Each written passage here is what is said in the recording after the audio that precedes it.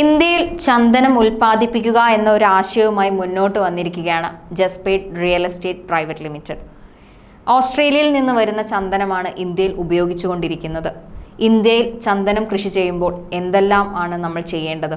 എന്തുകൊണ്ടാണ് വയനാട് ഇത്തരത്തിലൊരു പദ്ധതിയുമായി ജസ്പേറ്റ് മുന്നോട്ട് വന്നത്? കേട്ടു നോക്കാം. മാമിൻ്റെ പേരെന്താ? ജയശ്രീ അനീഷ് പറവൂർ. സ്ഥലം പറവൂർ. ഓക്കെ. ഈ പ്രോജക്റ്റിനെ സംബന്ധിച്ച് പറയുമ്പം ഒരു പ്ലാന്റിൽ എത്ര ഏക്കറാണ് മൊത്തം? ഇത് ടോട്ടലി ഇവിടെ വരുന്നത് വെച്ച് കഴിഞ്ഞാൽ 1400 ഏക്കറിലാണ് നമ്മുടെ പ്രൊജക്റ്റ് വരുന്നത്. ഇപ്പോൾ ഏകദേശം ഒരു 120 ഏക്കറോളമാണ് എടുത്തുകൊണ്ട് ഡെവലപ്പ് ചെയ്തുകൊണ്ടിരിക്കുന്നത്. 1400 ഏക്കറാണ് പ്രൊജക്റ്റ്. ഇതിൽ പലരോടും സംസാരിച്ചപ്പോൾ പലരും 1000 തൈകളൊക്കെ ഒന്നിച്ചാണ് വെച്ചതെന്ന്. ഇത് ഒന്നിച്ചല്ലേ പാകമാവുക, കാതലായി വരിക? ആ സമയത്ത് ഒന്നിച്ച് മുറിച്ച് വിൽക്കുമ്പോൾ ഇത് ഒന്നിച്ച് ഗവൺമെന്റ് എടുക്കാൻ സാധ്യത, അങ്ങനെ ഒരു ഭീഷണി വരുമോ ആ സമയത്ത്? തീർച്ചയായിട്ടും നമുക്ക് ഏകദേശം ഒരു 2000 ടൺ ചന്ദനത്തിൻ്റെ ആവശ്യകത ഓരോ വർഷം ഇന്ത്യയിലുണ്ട് നിലവിൽ. പക്ഷേ നിലവിൽ 100 ടണ്ണിൽ താഴെ മാത്രമേ ഇപ്പോൾ ലഭ്യതയുള്ളൂ. അപ്പോൾ തന്നെ നമ്മൾ ഈ ഒരു plantation sandalwood group farmers welfare അസോസിയേഷൻ്റെ കീഴിൽ ഈ ഒരു പ്ലാന്റേഷൻ നമ്മൾ 2000 ടൺ ചന്ദനം പോലും ആകുന്നില്ല ഈ ഒരു 1400 ഏക്കറുടെ കൾട്ടിവേഷൻ കഴിയുമ്പോൾ. അപ്പോൾ തന്നെ അത് ഒരു വർഷത്തേക്ക് കൊടുക്കാനുള്ളതേ ഉള്ളൂ. ശരിക്കും പറഞ്ഞു കഴിഞ്ഞാൽ ഓരോ വർഷവും 2000 ടൺ ഇവിടെ ആവശ്യമുണ്ട്. അപ്പോൾ നമ്മൾ കൾട്ടിവേഷൻ ചെയ്യുന്നത് അല്ലെങ്കിൽ 15 വർഷത്തെ ആ ഒരു പീരീഡ് എന്ന് പറയുമ്പോൾ അത് ആകെ കൂട്ടിവെച്ചാൽ തന്നെ ഏകദേശം ഒരു വർഷത്തേക്ക് കൊടുക്കാനുള്ള ചന്ദനം വരുന്നുള്ളൂ. അപ്പോൾ ഇതുപോലെ ഒരുപാട് പ്ലാന്റേഷനുകൾ ചെയ്യാനുള്ള അവസരം ഇനിയുണ്ട്. പിന്നെ അതോടൊപ്പം തന്നെ വേൾഡ് മാർക്കറ്റിൽ 6000 ടൺ ചന്ദനത്തിൻ്റെ ആവശ്യകത നിലവിൽ ഇപ്പോഴുണ്ട്. പക്ഷേ ലഭ്യത ഉള്ളത് 800 ടണ്ണിൽ താഴെ മാത്രമാണ്. അപ്പോൾ അതിൽ ഏറ്റവും ക്വാളിറ്റി കൂടിയ ചന്ദനം എന്ന് പറയുന്നത് ഇന്ത്യൻ സാൻഡൽവുഡാണ്. സാൻഡാലം ആൽബം എന്ന് പറയുന്ന സ്പീഷ്യസിലുള്ള ഇന്ത്യൻ സാൻഡൽവുഡാണ്. അത് ഏറ്റവും കൂടുതൽ ക്വാളിറ്റിയുള്ള ചന്ദനം കിട്ടുന്നതും നമ്മുടെ മറയൂരിൽ നിന്നൊക്കെയാണ്. ഏറ്റവും പഴയ നമ്മൾ പറയുകയാണെങ്കിൽ ചന്ദനക്കാടുകൾ ഒരു സ്വാഭാവിക സ്ഥിതിയിൽ കണ്ടുവന്നിട്ടുള്ള ചന്ദനക്കാടുകൾ എന്നൊക്കെ പറയുന്നത് മറയൂരാണ്. അപ്പോൾ അവിടെ വെച്ച് നോക്കുകയാണെങ്കിൽ തന്നെ ഇവിടെ ആ മറയൂർ സാൻഡൽവുഡിൻ്റെ അവിടുത്തെ തൈകളും അല്ലെങ്കിൽ അവിടുത്തെ വിത്തുകളുമാണ് ഇവിടെ ജെർമിനേഷൻ ചെയ്ത് നമ്മളിവിടെ പ്ലാന്റ് ചെയ്യുന്നത്. അതായത് കിട്ടാവുന്നതിൽ വെച്ച് ഏറ്റവും കൂടുതൽ ഫസ്റ്റ് ക്വാളിറ്റി ചന്ദനം മറയൂർ ചന്ദനത്തിൻ്റെ അല്ലെങ്കിൽ പ്രായമേറിയ ചന്ദനത്തിൻ്റെ വിത്തുകൾ. അങ്ങനെ ഒരു സീൻ വരാൻ പോകുന്നില്ല. അതായത് വില കുറയാനോ ഇടിയാനോ ഒന്നിച്ച് വിളവെടുത്താൽ ഞാൻ അങ്ങനെ പറയുകയാണെങ്കിൽ വില കൂടാനുള്ള സാധ്യത എന്ന് പറയുള്ളൂ. കാരണം ഇപ്പോഴും വില കൂടിക്കൊണ്ടിരിക്കുന്നത്. കാരണം എക്സ്പോർട്ടിങ്ങിനുള്ള സാധ്യത ചിലപ്പോൾ അപ്പോഴായിരിക്കും തുറക്കണം. ഇപ്പം നിലവിൽ നമ്മുടെ രാജ്യത്തെ ചന്ദനം ഇത്രയും ഡിമാൻഡുള്ളതാണെന്ന് തിരിച്ചറിഞ്ഞിട്ടും വേൾഡിൽ മറ്റ് പല രാജ്യങ്ങൾക്ക് ഇത്രയും ചന്ദനത്തിൻ്റെ ആവശ്യകത ഉണ്ടായിട്ടും ചന്ദനം ഇവിടെ നിന്ന് എക്സ്പോർട്ട് ചെയ്യപ്പെടുന്നില്ല.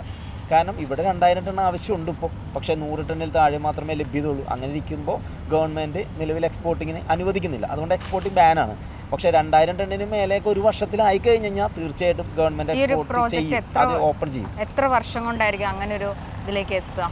നമ്മളെ സംബന്ധിച്ചുള്ള നമ്മളെപ്പോലെ ഒത്തിരി കമ്പനികൾ അല്ലെങ്കിൽ നമ്മളെപ്പോലെ ഇത് ചെയ്യുന്ന ആളുകളുടെ എണ്ണം കൂടണം. അല്ലെങ്കിൽ നമ്മുടെ തന്നെ പ്രൊജക്റ്റ് 1400 ഏക്കർ കംപ്ലീറ്റ് ചെയ്തതിന് ശേഷം വീണ്ടും അടുത്ത ഒരു 30 വർഷമൊക്കെ നമ്മൾ മുമ്പിൽ കാണണ്ടേ?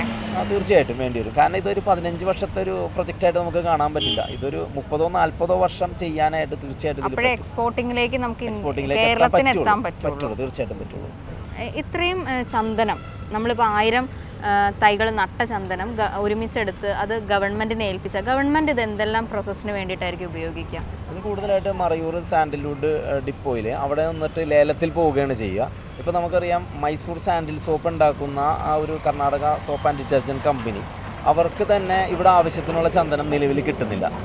സാൻഡൽവുഡ് ഓയിൽ എക്സ്ട്രാക്ട് ചെയ്തുകൊണ്ട് ആ ഓയിൽ ഉപയോഗിച്ചുകൊണ്ടാണ് സാൻഡൽവുഡ് സോപ്പ്, അതോടൊപ്പം തന്നെ ഒരുപാട് കോസ്മെറ്റിക്സ് ഐറ്റംസ്, മെഡിസിൻസിന് പോലും, അതായത് എല്ലാ തരത്തിലുള്ള ക്യാൻസറിനുള്ള ഒരു മെഡിസിനായിട്ട് പോലും സാൻഡൽവുഡിൻ്റെ ഓയിൽ ഉപയോഗിക്കുന്നുണ്ട്. അത്രയും നല്ലതാണ്, സ്കിൻ കെയർ ആണ്.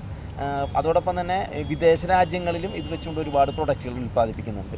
പക്ഷേ ഇവിടെ എന്ന് പറഞ്ഞു കഴിഞ്ഞാൽ നമ്മുടെ രാജ്യത്തെ ചന്ദനം ഇവിടെ കർണാടക സോപ്പ് ആൻഡ് ഡിറ്റർജൻറ്റ് കമ്പനിക്ക് പോലും ഒരു വർഷം തികയുന്നില്ല. അവരെന്താ ചെയ്യുന്നതെന്ന് വെച്ച് കഴിഞ്ഞാൽ ഇവിടെ നിന്ന് ആവശ്യമുള്ള ചന്ദനത്തിൻ്റെ ഓയിൽ കിട്ടിയതിന് ശേഷം വീണ്ടും അവർക്ക് നമ്മളെക്കാൾ കൂടുതൽ, നമ്മളിൽ നിന്ന് വാങ്ങുന്നതിനേക്കാൾ ഇരട്ടിയിലധികം ചന്ദനത്തിൻ്റെ ഓയിൽ ഓരോ വർഷം ആവശ്യമുണ്ട്, ലിറ്റർ ഓയിൽ. കഴിഞ്ഞ സാമ്പത്തിക വർഷത്തെ ഒരു വാർത്ത എന്ന് പറഞ്ഞു കഴിഞ്ഞാൽ ഏകദേശം 5000 ലിറ്റർ സാൻഡൽവുഡ് ഓയിലായിരുന്നു കർണാടക സോപ്പ് ആൻഡ് ഡിറ്റർജൻറ്റ് കമ്പനിക്ക് വേണ്ടത്. പക്ഷേ അവർക്ക് 1000 ലിറ്ററിൽ താഴെ നമുക്കിവിടെ കേരളത്തിൽ അല്ലെങ്കിൽ ഇന്ത്യയിൽ നിന്ന് കിട്ടിയിട്ടുള്ളൂ. ബാക്കി 4000 ലിറ്റർ വാങ്ങിയത് അവർ ഓസ്ട്രേലിയയിൽ നിന്നാണ്. ഓസ്ട്രേലിയയിലെ ചന്ദനം എന്ന് പറഞ്ഞാൽ അത് ഇന്ത്യൻ സാൻഡൽവുഡാണ്. അതായത് ഇന്ത്യയിൽ നിന്ന് വിത്തുകൾ ശേഖരിച്ചുകൊണ്ട് പോയി ഓസ്ട്രേലിയയിൽ കൃഷി ചെയ്ത് അവരൊരു 15 വർഷത്തെ കൾട്ടിവേഷൻ പീരീഡിൽ കൃഷി ചെയ്ത് അതിൻ്റെ ഓയിൽ എടുത്തതിന് ശേഷം അത് ഇന്ത്യയിലേക്ക് തിരിച്ച് ഇങ്ങോട്ട് അയക്കുന്ന ഒരവസ്ഥയിലേക്കാണ് പോയിക്കൊണ്ടിരിക്കുന്നത്. അതായത് നമ്മളുടെ രാജ്യത്തെ സമ്പത്ത് യഥാർത്ഥ രീതിയിൽ നമ്മൾ കൃഷി ചെയ്യാതെ അത് മറ്റു പല രാജ്യങ്ങൾ ഇതിൻ്റെ സാധ്യത മനസ്സിലാക്കി അവർ കൃഷി ചെയ്ത് അത് തിരിച്ച് നമ്മളിലേക്ക് തരുന്നു. തീർച്ചയായിട്ടും നമ്മളത് അമിത പണം കൊടുത്ത് വാങ്ങേണ്ട ഒരു അവസ്ഥ. അതും ഇത്രയും ക്വാളിറ്റി ഒന്നുമില്ല. നമ്മുടെ രാജ്യത്തെ ചന്ദനത്തിൻ്റെ ഇന്ത്യൻ സാൻഡൽവുഡിൻ്റെ ക്വാളിറ്റി ഓസ്ട്രേലിയയിലേക്ക് പോകുമ്പോൾ അവിടുത്തെ കാലാവസ്ഥയുടെ ചേഞ്ച് കൊണ്ടൊക്കെ ഓയിൽ കണ്ടൻ്റൊക്കെ കുറഞ്ഞു പോകുന്നുണ്ട്, സുഗന്ധം കുറഞ്ഞു പോകുന്നുണ്ട്.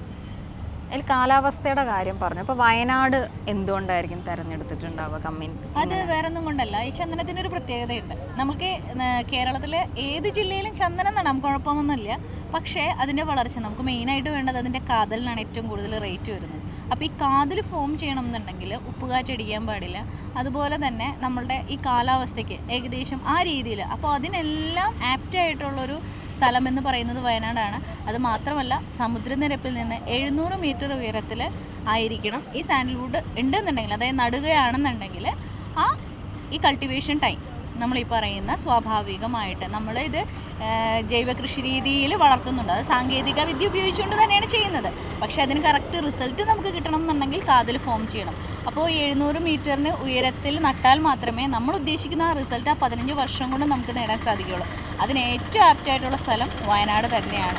കാരണം ഈ പറഞ്ഞ പോലെ അവിടെ മഞ്ഞുണ്ട്, അതിനനുസരിച്ചിട്ട് വെയിലുണ്ട്, പിന്നെ അവിടുത്തെ ബ്ലാക്ക് സോയിൽ ഏറ്റവും വളം ഉള്ള ഒരു മണ്ണ് തന്നെയാണ്. അതുകൊണ്ടാണ് നമ്മൾ വയനാട് കേരളത്തിലെ 3 ജില്ലകളിൽ മാത്രമേ ശരിക്കും പറഞ്ഞിട്ടുണ്ടെങ്കിൽ ഈ പറയുന്ന സാൻഡൽവുഡ് നട്ട് കഴിഞ്ഞാൽ നമുക്ക് ഫലം കിട്ടുള്ളൂ. അതിലൊന്ന് ഇടുക്കി, പത്തനംതിട്ട, വയനാടാണ്. പക്ഷേ ഈ ഇടുക്കി ആണെന്നുണ്ടെങ്കിലും പത്തനംതിട്ട ആണെങ്കിലും റെഡ് സോൺസ്, അതായത് നമ്മളുടെ നാച്ചുറൽ ഡിസാസ്റ്റേഴ്സ് കൂടുതൽ വരാനുള്ള സാധ്യത കൂടുതലുണ്ട്.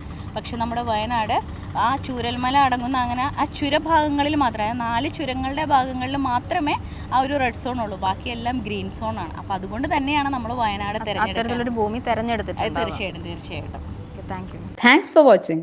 Don't forget to like, share and subscribe for more insightful comparisons and business tips.